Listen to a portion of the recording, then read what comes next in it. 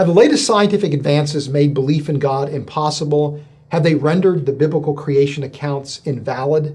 I'm joined today by Balajied Nongrum, who is trained in veterinary science, philosophy, theology, and science and religion to answer that question.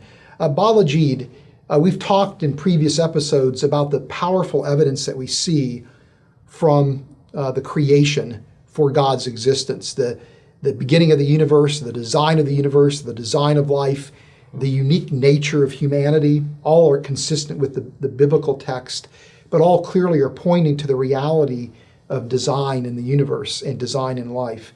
Why do you think it is then that many in the scientific community are resistant to the idea of a creator? You know, when you really look at the evidence, as I said, it is very, very clear that it points to the very existence of God.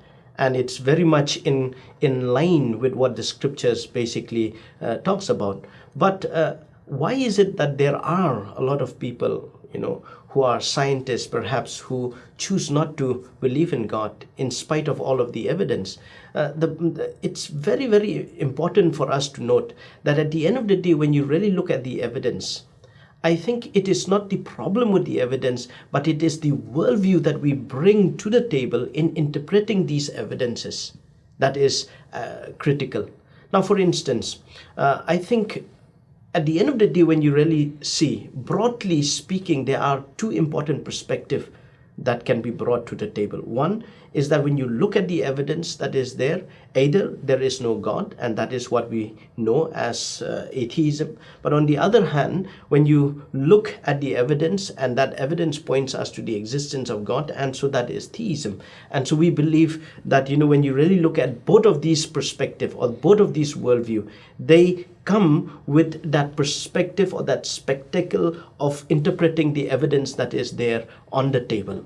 So I think what is at stake when I look back at my own journey of moving from an atheistic framework to a theistic framework, it is basically that drive, that search for the pursuit of truth that is at the bottom of that drive. So I think when the issue is, what is the truth? When you really look at this, the scripture tells us again in Romans chapter 1, verse 18 and till 20, you will notice that the Bible also tells us the same thing, that at the end of the day, the problem is not with the lack of evidence, but it is the suppression of the truth that is at stake.